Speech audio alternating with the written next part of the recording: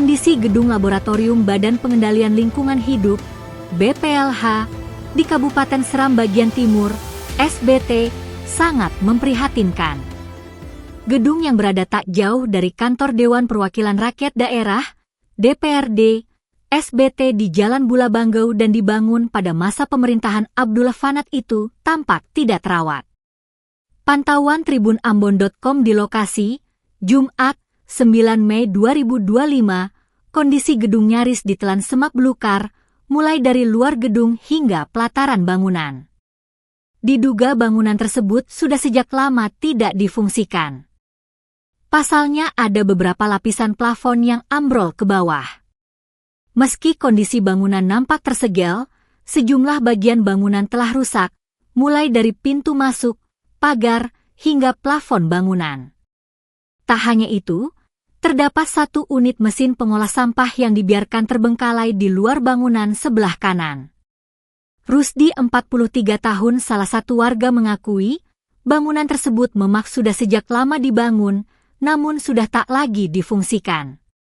Kata dia, bangunan tersebut terbilang cukup mewah dibandingkan kantor-kantor dinas pada umumnya yang hanya mengontrak rumah milik orang. Dirinya berharap agar aset-aset berupa bangunan tersebut dapat diperhatikan agar bisa difungsikan dengan baik tanpa mengeluarkan anggaran lebih.